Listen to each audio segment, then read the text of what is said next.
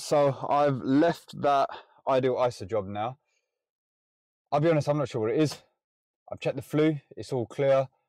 I even tried firing it with the sump cover off, still doing the same thing.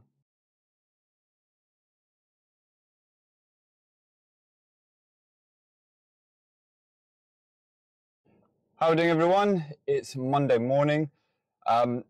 Please just put up with this microphone for another couple of days. I've bitten the bullet and I've ordered the DJI one, so that it should be coming on Wednesday.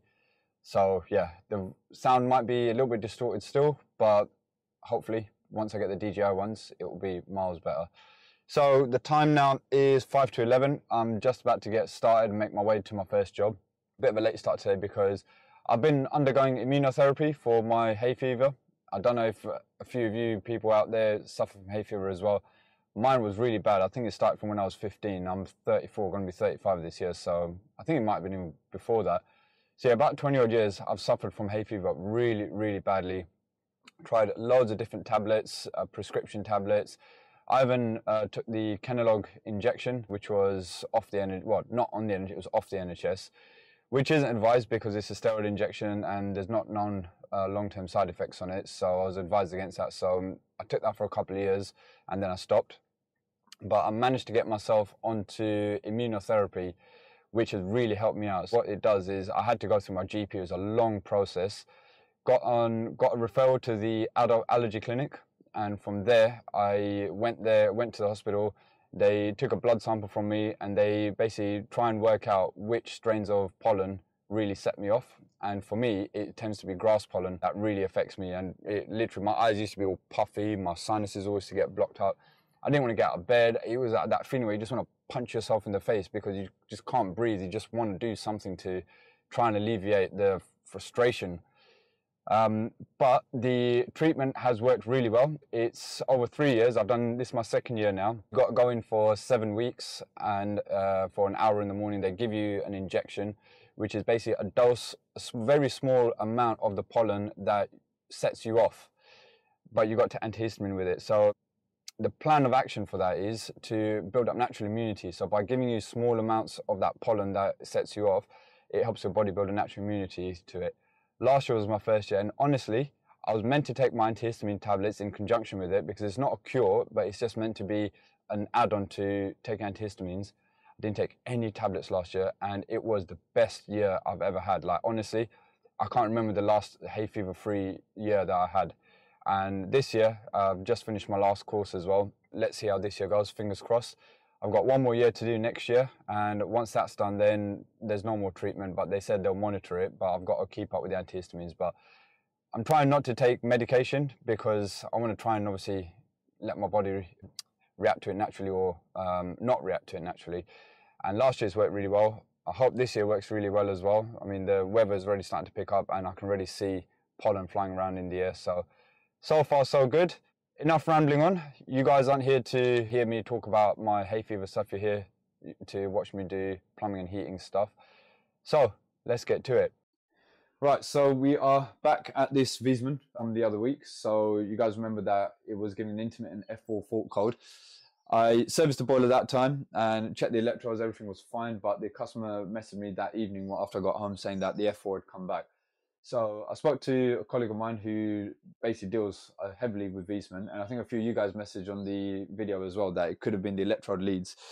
He said to me that there was a batch of these boilers which had a fault on the PCB.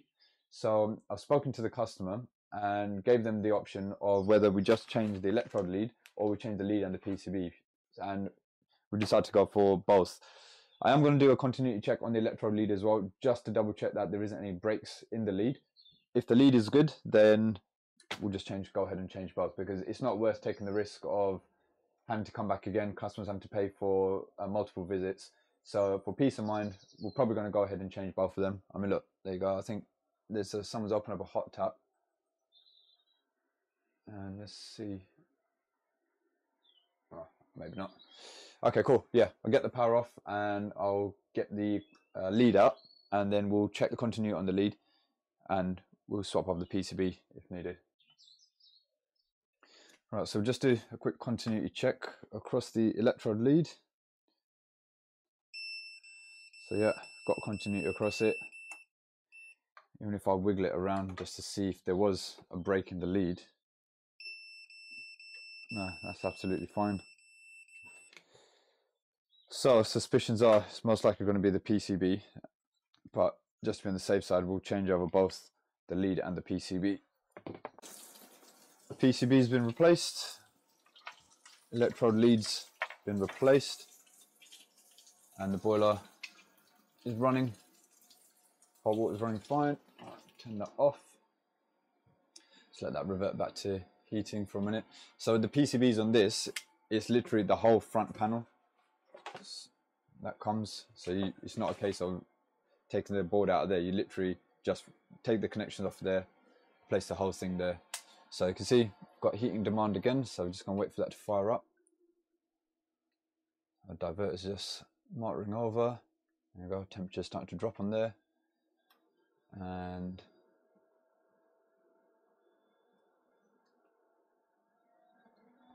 flame. Cool, so we've changed the PCB, we've changed the electrodes, everything's working fine, so can't see what else it could be causing there for fault code. Hopefully that's the end of it now. Right, so the next job we've got here is dining room not getting hot enough. So we've got one small radiator there, which seems to be getting the right sort of temperature. But then we've got this radiator here, which apparently is not getting as hot as the customer would like. They're saying they've noticed some cold spots at the bottom, and even the top, it doesn't seem to be as hot as they'd like it to be. So got the boiler on. I've actually done the boiler service on this, I think probably sometime last year. It was a little while ago. It's Worcester High Flow, so you know they pack a punch. It's quite a large house, so there shouldn't be any problem with heat distribution. So it's going for a siphon fill for some reason. So let that finish, and then hopefully it should ramp up. We should start getting heat. They're saying everything else, everywhere else seems to be okay, but it just seems to be that one radiator which doesn't seem to be getting hot. So I've got the thermal imaging camera. We'll let the system get nice and hot and then go from there. So we've had the heat running for a little while, and that one is now getting fully hot. So we've got about 56 degrees, 60 degrees at the top. It's about 44 degrees at the bottom, so it is warming up. Before, the customer was saying that was literally only lukewarm across the top and stone cold at the bottom. I did take the TRV head off the left hand side, and I'm not sure if the pin was stuck, but there might have been a little bit of crud in it, so I've moved it up and down, and then we've had, well, nice even heat going across it. Didn't really need to balance the system either, so I did turn the boiler stat up because that was set a little bit lower, so perhaps that helped as well. But a customer would like me to change all of the TRVs because I think some of the radiators, they haven't got TRVs, they've only got lock shields, and some of the TRVs, not sure if they're working properly, so there's about 11 sets of TRVs that need changing here, so that'll be a job for another day. But yeah, in the meantime, this is working, so job done. So I'm at my next job, but surprise, surprise, they're not in. Apparently they'll be here in 2 minutes.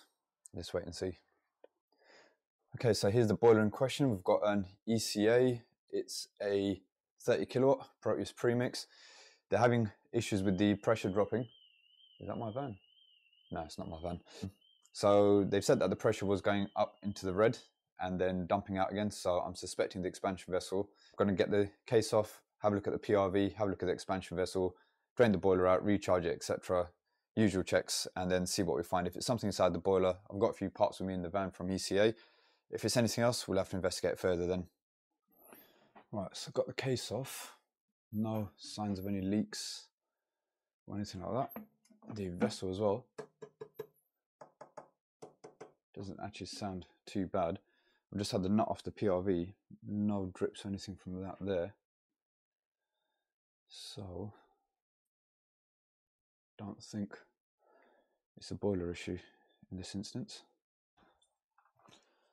That's interesting. I didn't bother taking out the old boiler flue. New flue, expanding foamed, PRV. Ah, okay, here we go. So that's strange. You can't see it dripping from the inside, but yeah, it's clearly dripping here. So luckily, I've got a PRV in the van, so we'll get the boiler drained out, recharge that expansion vessel, sort that PRV out, and that should sort the problem out.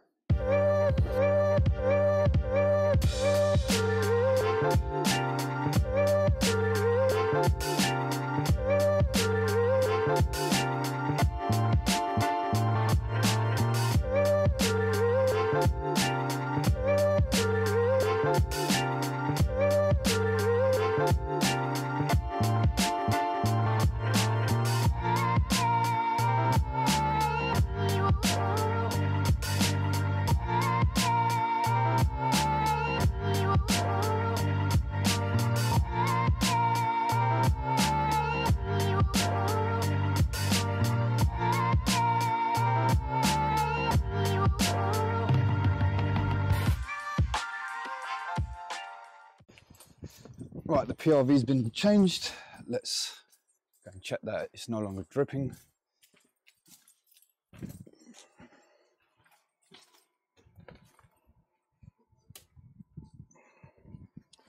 No, that's all good. Obviously there's going to be a bit of residual water because I drained it through the PRV anyway, but yeah, it's no longer actively dripping like how it was before. So yeah, boiler's back up to pressure, expansion vessel's been recharged, it was fine anyway, and PRV's been replaced, job's a good one. Right, next job is just to change over a set of tower rail valves. Only one of them was leaking, but they've got square type ones. I could only get the round ones in the shop, so they said, yeah, that's fine. So instead of just replacing one, I'm just going to swap the pair over. Quick one, and then got a leak to go and look at in Basildon.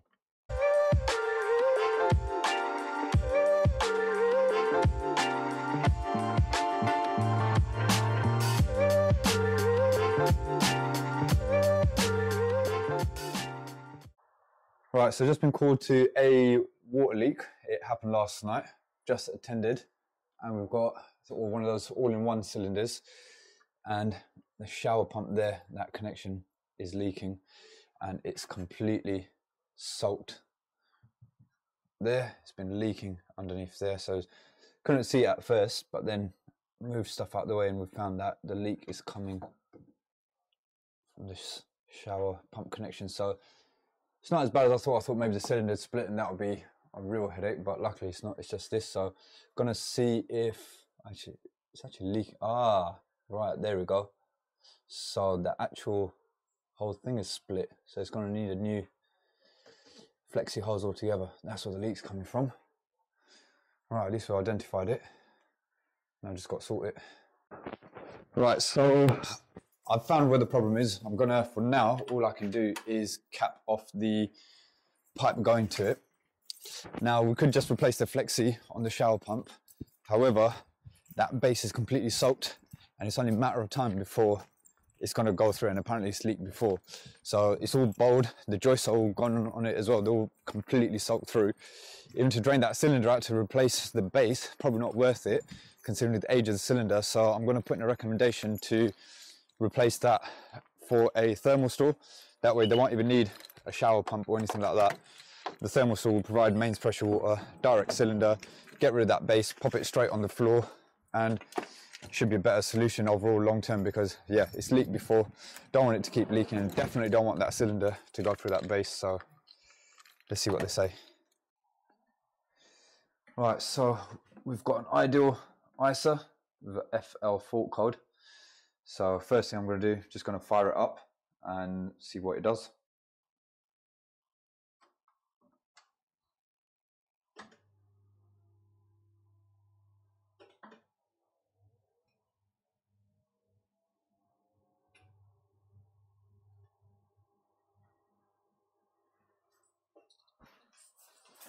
Oh, this one a hot tap.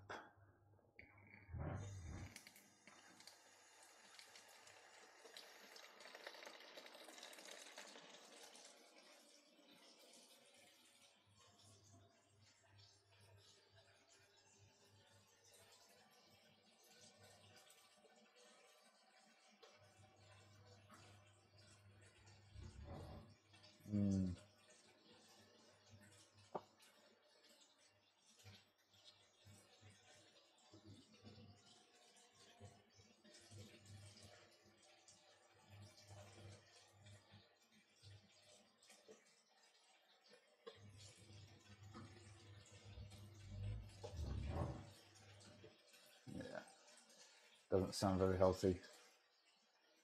Let's open up and have a look. Right, the first thing I normally check on these is the burner. But that burner baffle plate is solid, so I don't think that's the problem. Fan visually seems to be okay. Let's try and fire it up again. Well, actually, I'm going to take the sump plate off, see if there's any blockages in there, and then try and fire it up again with the combustion case off and see if I can pinpoint what could be the problem. Injector doesn't look too bad either. Give it a bit of clean, but yeah, look, you can see straight through it. There's no sort of blockage in the injector. The Venturi as well. Yeah, that's all clear.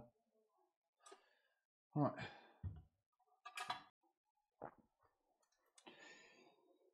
Right, I mean, that doesn't help, but I'm not entirely sure if that's the cause of the flame loss. It potentially could be, because if all that stuff's gone down the condense trap, and if the flueways inside the main heat exchanger are all full up as well, then that could be stopping it from igniting properly. Let's get the burner out and have a look inside. Right, I've got the burner out, and other than this ionization probe being completely bent out of shape, the rest of it doesn't actually look too bad. Insulation boards all good, electrodes all okay, rectification lead is not bad. This ionization probe, that's how it should look, and that's how that one is. But I don't know if that would cause a rectification issue, because that's your rectification probe, unless I know. No, but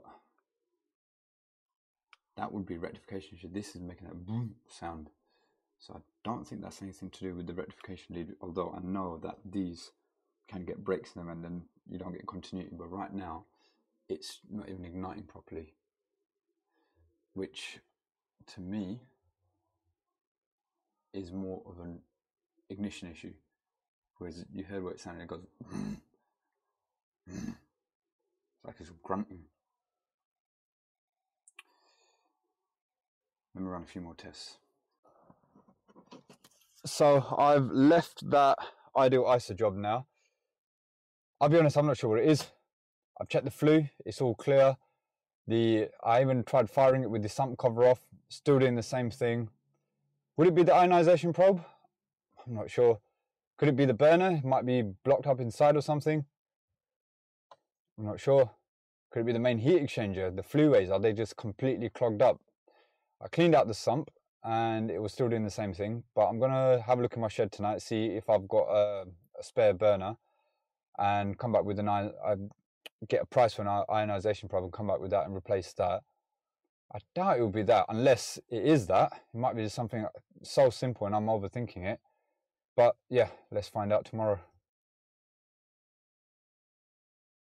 Right, first job of today, we've got a Vaillant Turbo Max, which apparently is just not working. What seems to be the problem, sir? No heating or hot water? Yeah, no heating, no hot. You know, when we turn on. Yeah. When I turn the hot water on. Yeah. Can you say 25? Go up now. Yeah. Suddenly cut off. Right. Fall, you know, give all time. Yeah. Look, that's overheating. Temperatures rising too quick. Right. Because often the cut off. Yeah. Time, I would say. Yeah. No, that's overheating. Can you put your heating on for me? Heating? Yeah. I want to test the heating as well, please. Or the thermostat heating? Yeah. Right. So we're gonna pop the heating on and see if it's a blockage in the main heat exchanger or if it's just a plate. So he said he's not had heating or hot water, so let's find out. Right, that's just lit up for heating. What's the heating temperature set to? Oh, it just doesn't actually say. But if we turn that a little bit higher,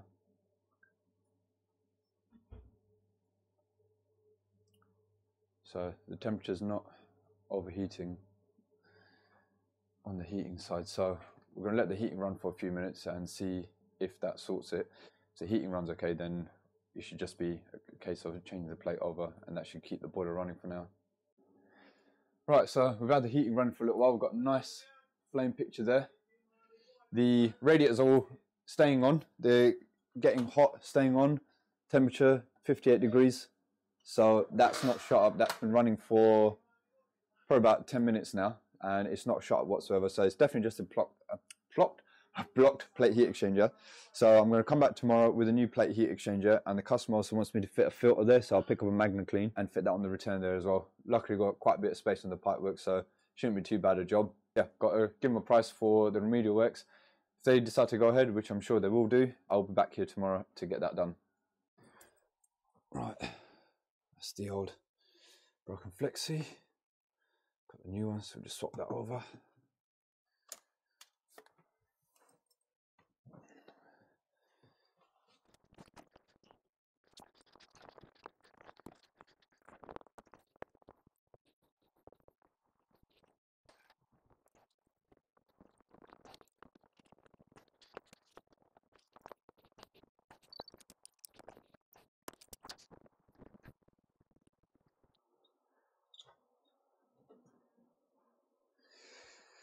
Right, let's run a hot tap.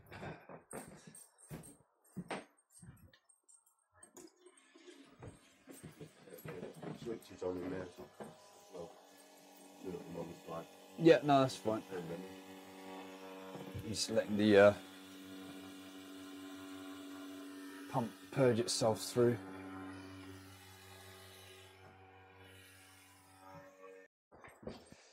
That was a nice easy one. Luckily, I had the shower pump hose at home from an old shower pump that I took off, so didn't have to wait to get one ordered in.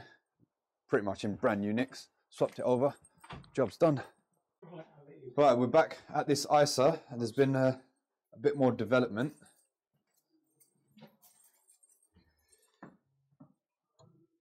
If I turn the ECV on, we've got hardly any standing pressure. And funnily enough, there's another gas engineer who's come for a call out for a flat upstairs, and it looks like all this side flat has gone down. There's no incoming gas pressures, and so we're going to call up Cadent and let them know the situation, try and get this gas issue sorted. In the meantime, I'm going to replace the ionization pins in the boiler anyway. It was late last night, and you know, I was racking my brains, checking everything else except the obvious. Yeah, it happens to us, but at least we found it, and going to get this bit sorted, call up Cadent and see what they can do about it. Right, there's the old ionization pins. So that was completely warped. This one wasn't too bad, but they come as a pair, so we've swapped them both over. Now we're just going to wait for Cadent to come. I think they're going to be here in about an hour. Once they've been, and they've turned the gas back on, they'll probably out-risk everything, and then the customer's going to give me a call, and I'll come back and do my 26.9 checks to make sure the boilers are working. With the gas going on? No, I've left the boiler off there. So even once the gas goes on, more than likely they'll test it to make sure you got gas there, and they'll probably turn it off at the meter, and then they'll advise you to get a gas engineer out to come and check your gas appliances. But I'm going to come and do that anyway. So yeah, so that's what we're just going to wait on now. Okay, next job, we've got a main Combi 24HE, which was giving a flame failure. First thing I've noticed here is that we've got low pressure. So I'm going to top up the pressure first and give it a test and see what it does. All right, I've topped up a bit of pressure to get my hand right underneath there. The filling loop's somewhere behind there. Run a hot tap.